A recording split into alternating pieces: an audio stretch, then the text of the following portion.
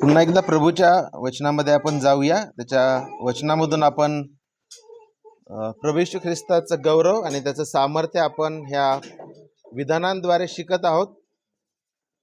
आणि हे 7 विधानं जे आहेत, हे 7 विधाने प्रभू येशू ख्रिस्ताचे विविध पैलू जे आहे आपल्या समोर मांडतात.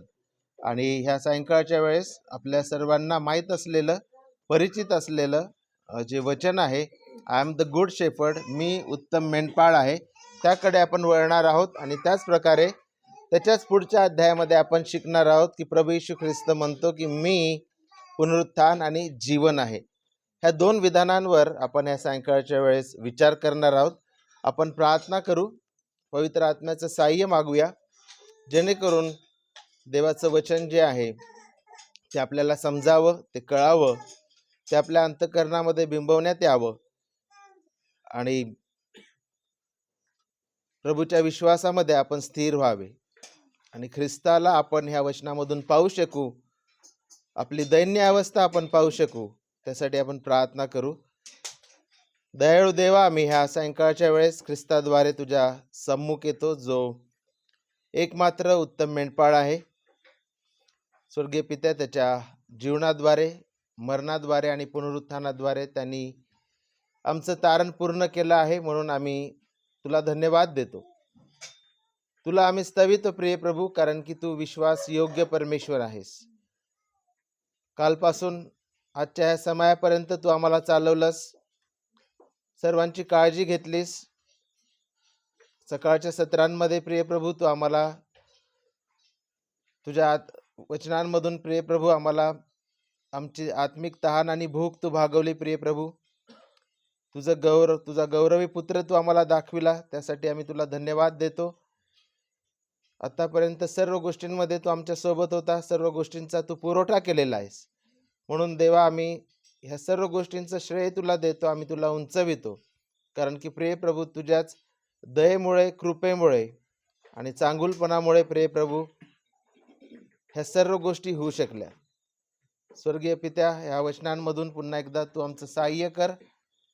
हे वचन स्वीकारण्यास प्रिय प्रभू तू आमचे कान उघड, नेत्र उघड, विश्वासाने आणि प्रीतीने तुझं वचन आम्ही स्वीकारावं असं तू होऊ दे.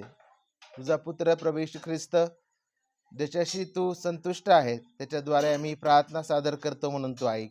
आमेन.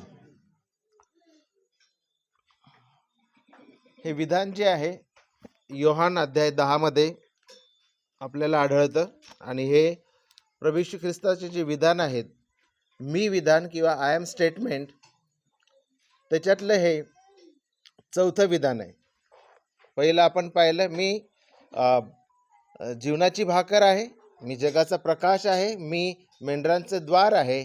आणि आत्ताचं जे सेशन आहे ते मी उत्तम मेंढपाळ आहे. आणि त्यानंतर मी पुनरुत्थान आणि जीवन आहे. ज्या प्रकारे ब्रदर आशिष यांनी याचा संदर्भ सकाळीच मांडलेला होता की त्या ठिकाणी अध्याय 10 मध्ये येऊन प्रभू येशू ख्रिस्त का बरं मी उत्तम मेंढपाळ आहे म्हणून म्हणत आहे. आणि ब्रदर आशिष यांनी सांगितलेलं होतं कारण की मागच्याच अध्यायामध्ये जन्म अंध जो व्यक्ती होता, ख्रिस्तानी त्याला दृष्टी दिली. आणि जे इस्रायलचे नेते होते त्या चमत्कारावर, प्रभू येशू ख्रिस्तावर विश्वास ठेवण्याच्या ऐवजी त्या अंध व्यक्तीची दुष्टतेने चौकशी करू लागले ते. आणि आपण पाहतो की त्याला आणि त्या जो व्यक्ती बरा झाला होता, ज्याला दृष्टी मिळाली, त्याला आणि त्याच्या आईवडिलांना ते बोलून त्यांची चौकशी करतात आणि प्रभू येशू ख्रिस्ताच्या विरुद्ध फितवण्याचा ते प्रयत्न करतात. आणि त्या अध्यायामध्ये त्या इस्रायलचे जे नेते आहेत, पुढारी आहेत, त्यांनी प्रूव्ह केलं, त्यांनी प्रमाणित करून दिलं त्या अध्यायामध्ये की दे आर बॅड शेफर्ड्स, ते वाईट आणि मूर्ख असे मेंढपाळ आहेत. आणि हा संदर्भ आपण चांगल्या रीतीने सकाळच्या सत्रामध्ये आपण पाहिलेला आहे. आणि ह्या अध्यायामध्ये एक सुंदर बाब आपण पाहतो की ज्या व्यक्तीला दृष्टी मिळालेली होती त्याचं ज्ञान पण प्रत्येक वेळेस ज्या वेळेस ते इस्रायलचे नेते चौकशी करतात, त्याच्या विधानामध्ये काहीतरी एक तुम्हाला वेगळेपण आढळतं. त्यांनी एकच स्टेटमेंट घडी घडी दिलं नाही. तर तो एका जागी जो आहे एका जागी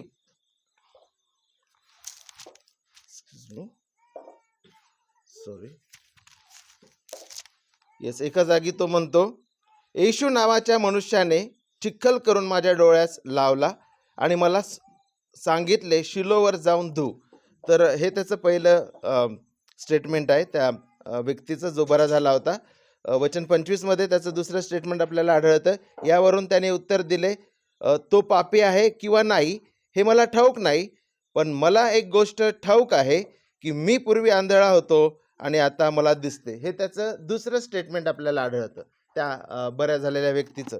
आणि तिसरं विधान त्या व्यक्तीचं आपल्याला वचन 38 मध्ये आढळतं आणि तो म्हणतो, तो म्हणाला, प्रभूजी मी विश्वास ठेवतो, आणि त्याने नमन केले.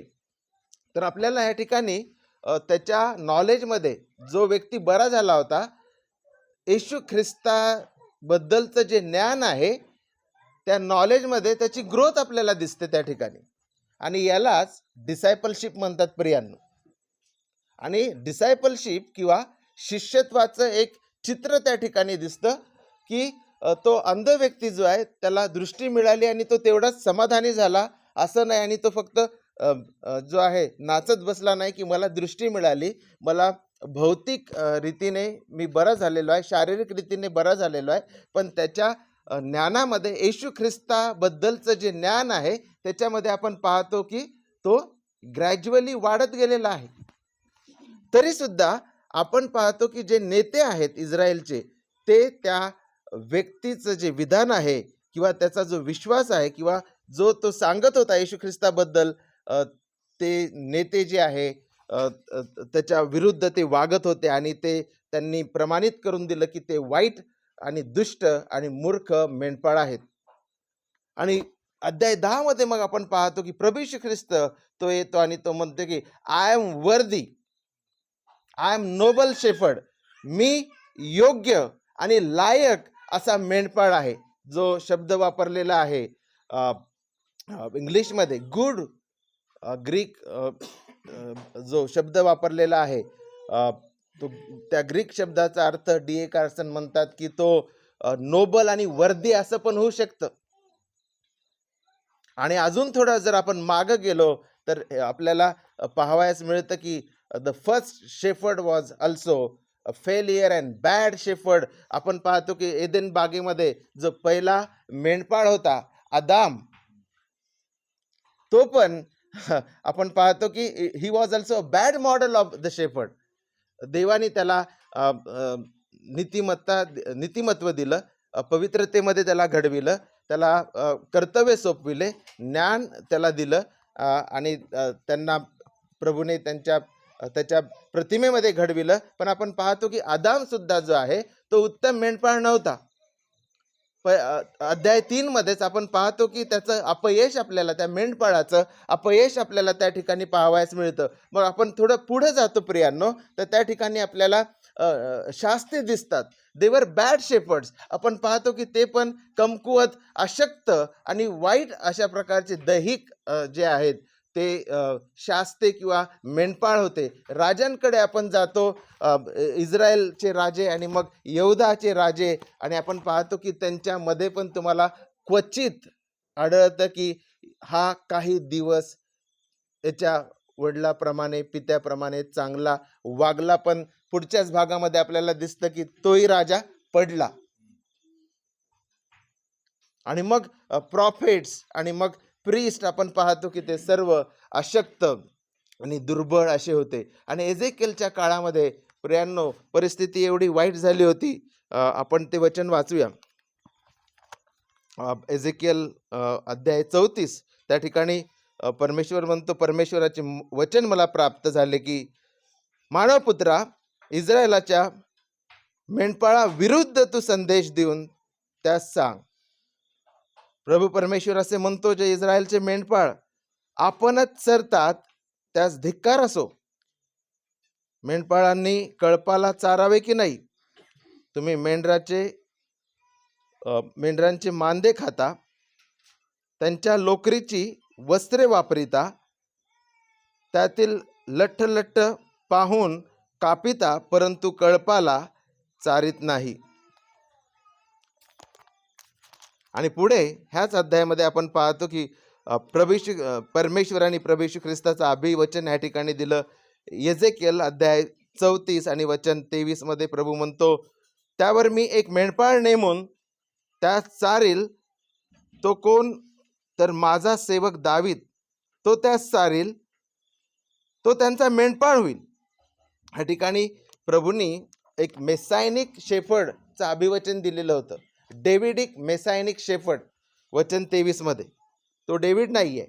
आणि वचन 23 जे आहे आम्हाला अँटिसिपेट, आम्हाला जे आहे अपेक्षा करायला लावतं. एजेकिएल अध्याय 34 आणि 23चं हे जे वचन आहे ते आम्हाला अपेक्षा किंवा एक प्रकारचं अपेक्षा करायला लावतं. आणि अभिवचन आहे ते की एक डेव्हिडिक मेसायनिक शेफर्ड येणार आहे आणि तो आपल्या फ्लॉकला, आपल्या लोकांना तो चारेल, पाळेल आणि त्यांचं तारण करेल आणि त्यांना तो संरक्षण करेल. हे आपल्याला त्या ठिकाणी पाहावयास मिळतं. आणि जर तुम्ही जखर्या अध्याय 13 मध्ये गेला तर त्या ठिकाणी सुद्धा मेंढपाळाची भविष्यवाणी दिलेली होती की मेंढपाळाचा वध होईल आणि जे मेंढरं आहेत ते पांगल्या जातील.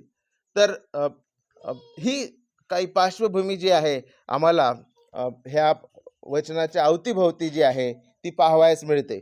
आणि आता अध्याय 10 मध्ये आपण येतो. त्या ठिकाणी प्रभू येशू ख्रिस्त म्हणतो की मी उत्तम मेंढपाळ आहे. आणि का बरं तो वर्दी लायक आणि पात्र असा मेंढपाळ आहे? त्या वचनामध्ये आपल्याला पाहावयास मिळतं. Because he is saving shepherd. तो तारण देणारा आमचा मेंढपाळ आहे. हे आपल्याला वचन 11 मध्ये पाहावयास मिळतं. कोणी वाचेल का कृपया करून? 10-11. 10-11. मी उत्तम मेंढपाळ आहे. उत्तम मेंढपाळ मेंढराकरिता आपला प्राण देतो. ह्या ठिकाणी आपण पाहतो की प्रभू येशू ख्रिस्त आणि इंग्लिशमध्ये जे आहे ते अत्यंत स्पष्ट आहे, ले down my life for the ship. आणि या ठिकाणी आपण पाहतो की प्रभू येशू ख्रिस्त जो आहे त्याच्या प्रायश्चिताबद्दल तो बोलत आहे. आणि तो प्रायश्चित जे आहे ते कोणाबद्दल करणार आहे ते पण या ठिकाणी आपल्याला स्पष्ट रीतीने सांगितलेलं आहे. Jesus Christ did not come to die for the goats and wolves. Jesus came to die for the sheep. And who are this sheep? Sheep are the elect according to the Bible. आपण पाहतो की बायबलमध्ये जे आहे ship हा शब्द जो आहे, मेंढपाळ हा शब्द जो आहे, हा कधीच विश्वासणाऱ्यांच्या बाहेर किंवा देवाने निवडलेला जो गट आहे त्यांच्या बाहेर हा शब्द कधीही वापरलेला नाहीये. मेंढरे हा जो शब्द आहे, मेंढरे किंवा मेंढर हा जो शब्द आहे हा नेहमी निवडलेले आणि विश्वासणाऱ्या गटांसाठीच हा शब्द वापरण्यात आलेला आहे. प्रभू येशू ख्रिस्त म्हटला नाही की मी बकऱ्यांसाठी मरेल, कारण की बकऱ्या बायबलमध्ये जे आहे अविश्वासणारा गट किंवा न निवडलेल्या गटाबद्दल संबोधण्यात येतं त्या शब्दाद्वारे. परंतु प्रभू येशू ख्रिस्त जो आहे ह्या ठिकाणी पर्टिक्युलर अटोनमेंट बद्दल तो बोलत आहे. तो ह्या ठिकाणी निश्चित प्रायश्चिताबद्दल बोलत आहे. तो म्हणत आहे की मी देवानी जे मला दिलेले आहेत, जगाच्या उत्पत्तीपूर्वी देवानी जे निवडलेले आहे, माझ्यामध्ये जे निवडलेले आहे, पिता, पुत्र आणि पवित्र आत्मा यांच्यामध्ये झालेला जो मुक्तीचा करार आहे, द कव्हनंट ऑफ द रिडेम्पशन, त्या मुक्तीच्या करारानुसार जो आहे प्रभू येशू ख्रिस्त त्याच्या निवडलेल्या लोकांसाठी प्रायश्चित होण्याकरिता आलेला हा तारण देणारा मेंढपाळ आहे. हे प्रभू येशू ख्रिस्त ह्या ठिकाणी आपल्याला शिकवितो. तर ह्या ठिकाणी आपण पाहिलं की तो तारणदायी मेंढपाळ आहे.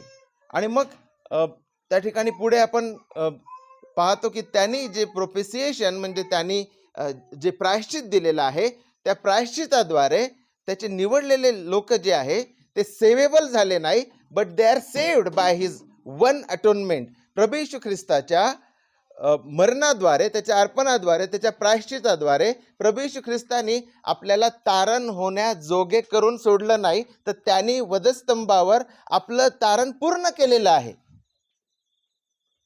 बरेचदा आपल्याला असं वाटतं की येशू ख्रिस्तानी अर्पण दिलं आणि त्यांनी आपल्याला तारण होण्याजोगं केलं, आणि मग आता तुमच्यावर आहे ते तारण तुम्हाला घ्यायचं की नाही.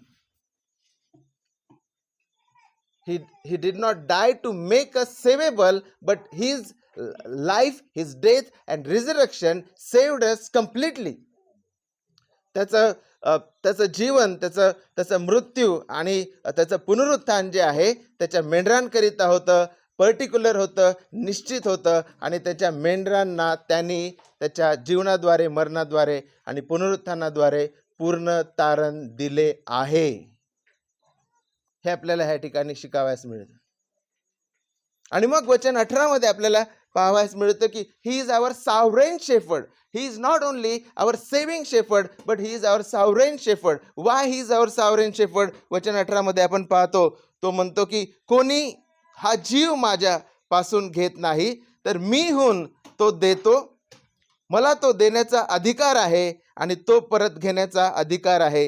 ही आज्ञा मला माझ्या पित्यापासून प्राप्त झालेली आहे. त्याला अधिकार आहे जीवनावर आणि मृत्यूवर.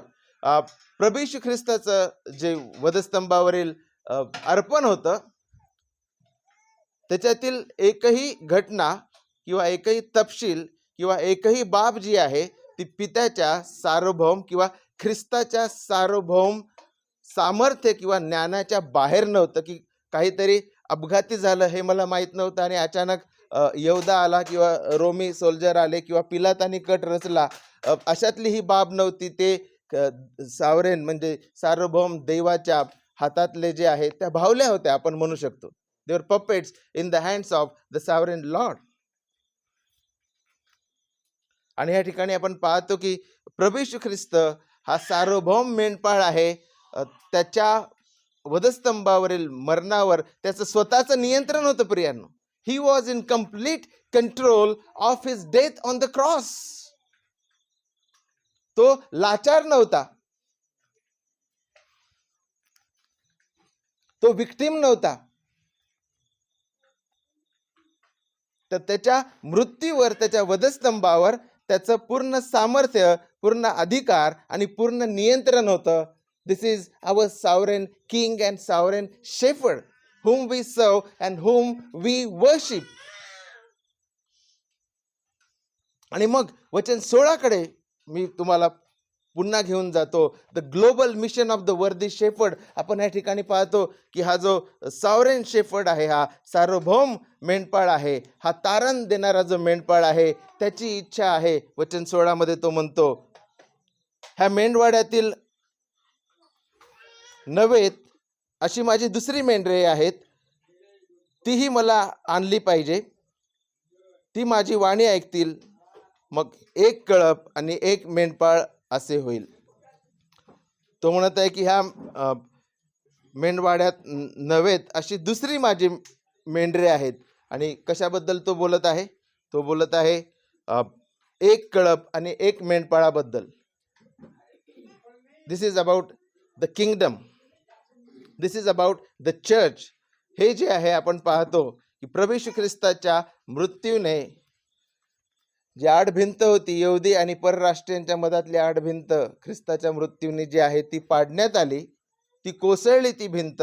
आणि आता निवडलेले यहुदी आणि निवडलेले जे परराष्ट्रीय आहेत ते मंडळीमध्ये, देवाच्या राज्यामध्ये एक आहेत आणि एक मेंढपाळ त्यांच्यावर सत्ता करत आहे. ते त्या एका मेंढपाळाच्या अधीन आहे.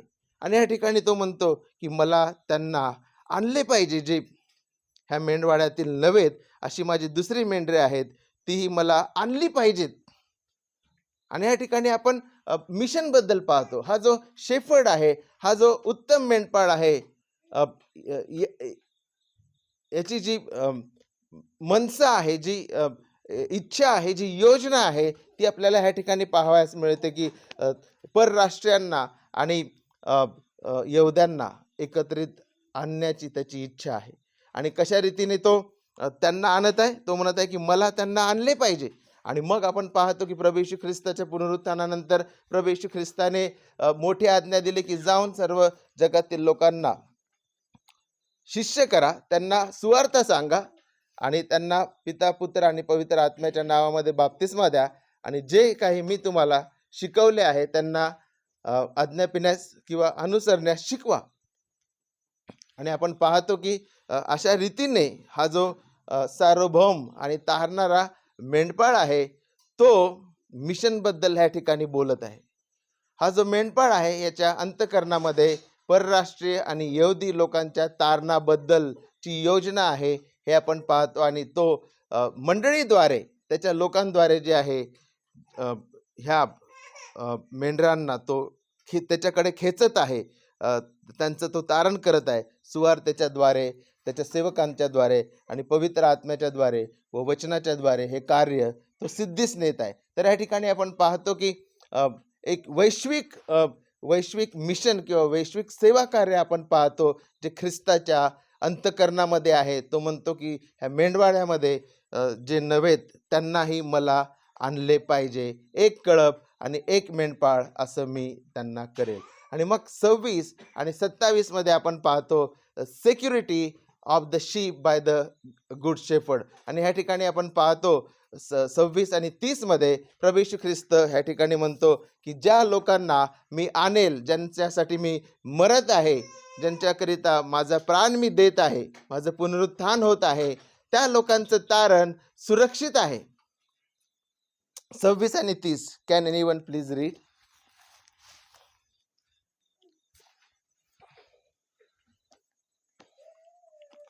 अध्याय 10 आणि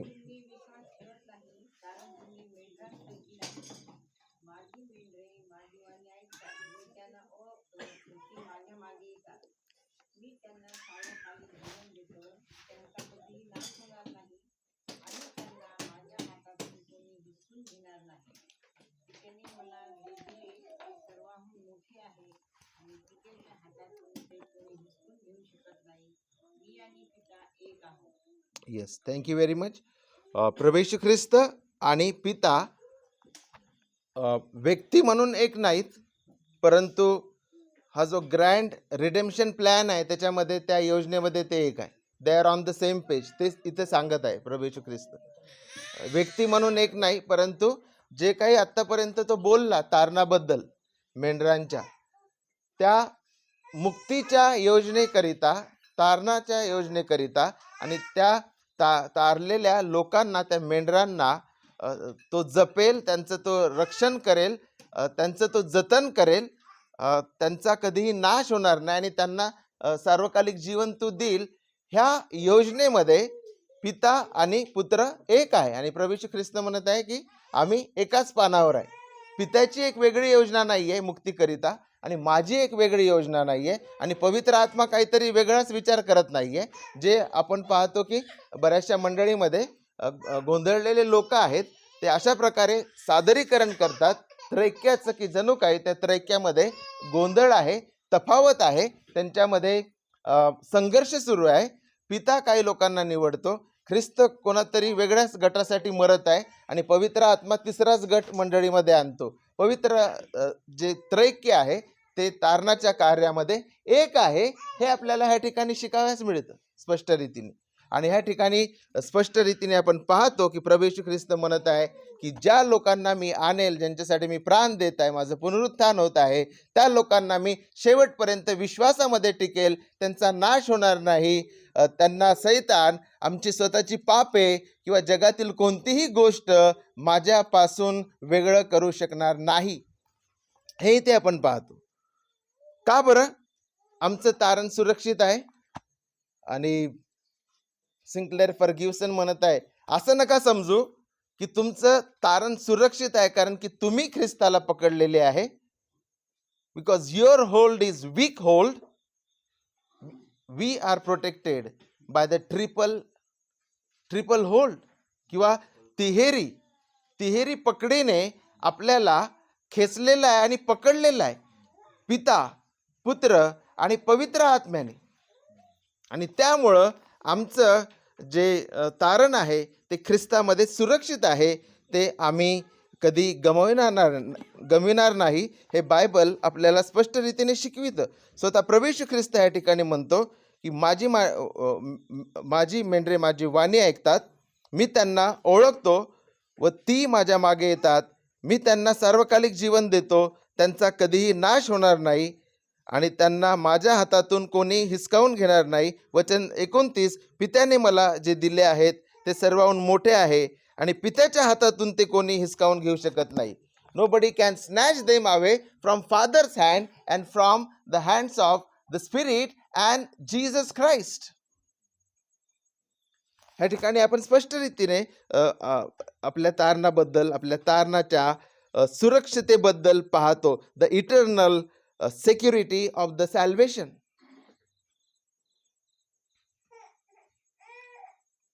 मी ख्रिस्ताला धरलेला आहे, पकडलेला आहे, म्हणून माझं तारण सुरक्षित नाही प्रियांनो.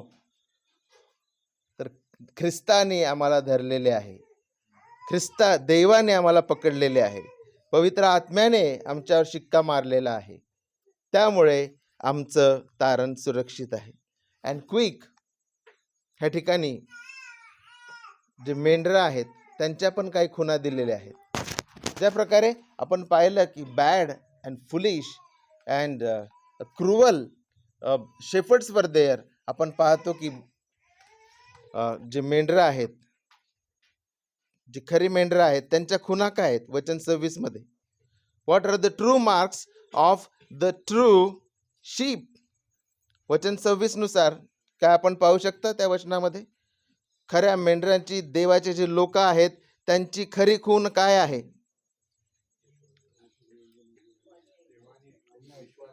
येस,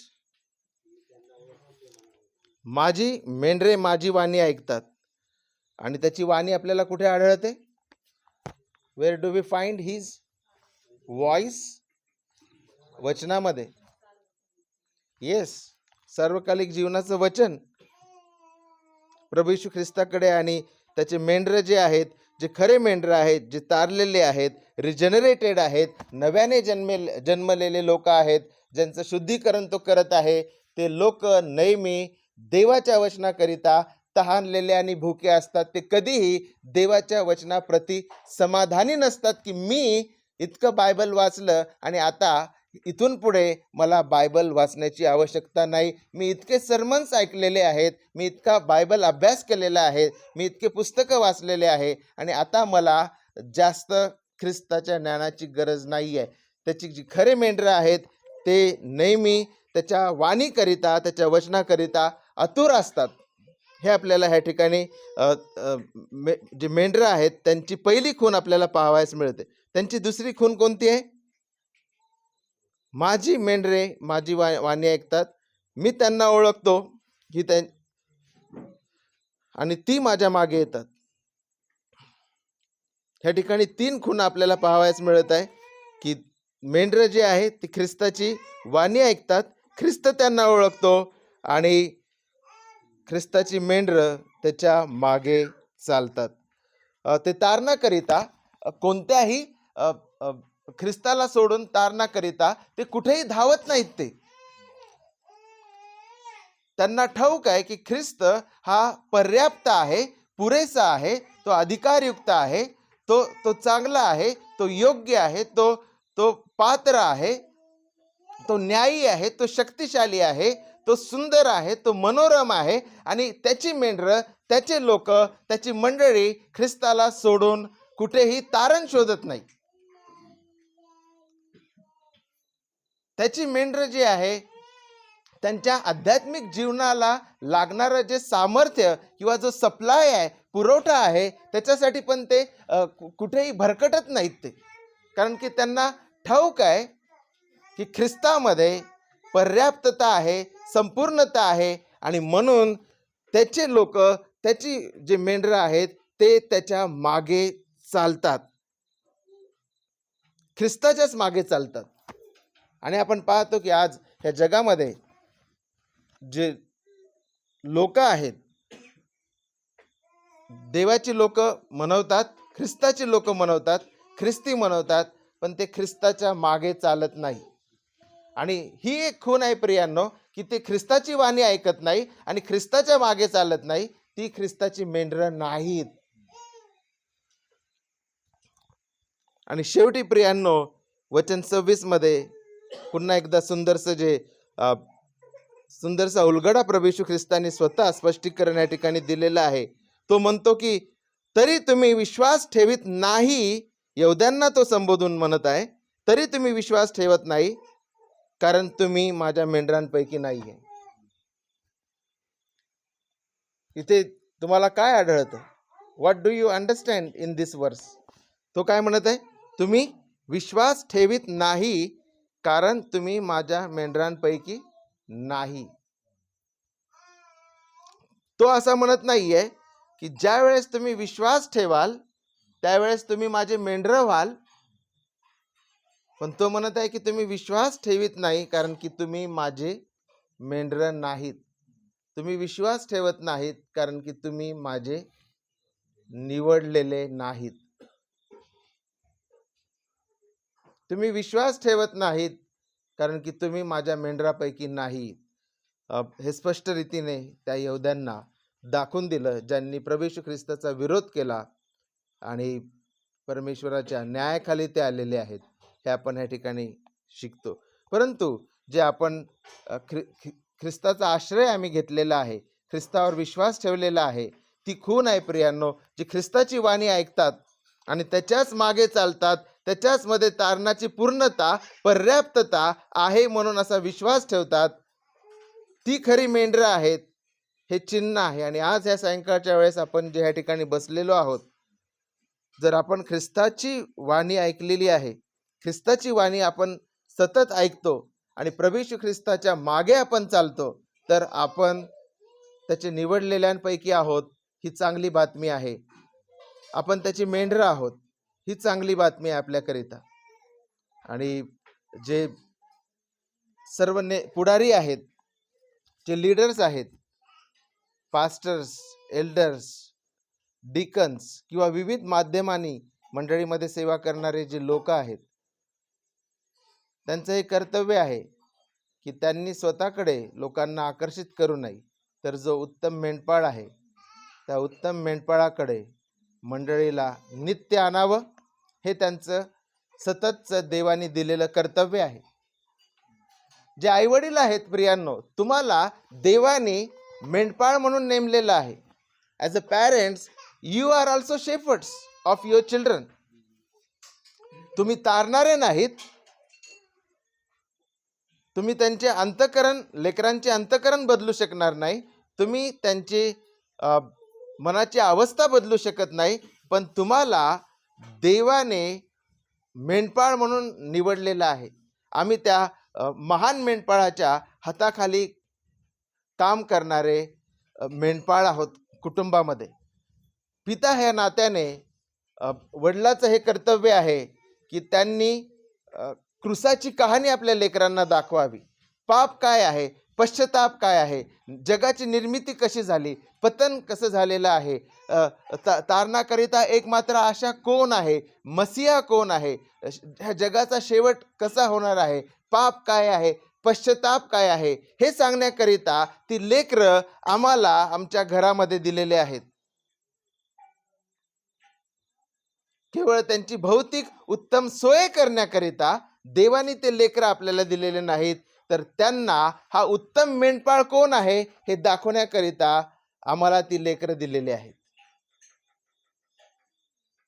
आणि पती पत्नी ह्या नात्याने as a husband has responsibility to show to his wife that he is not the good shepherd, but he is there to point her to that amazing and glorious and ultimate good shepherd. May the Lord bless us, help us by his spirit to do so, and may our Lord receive all honor and glory through our life, through our church, and through our families. Yes. Brother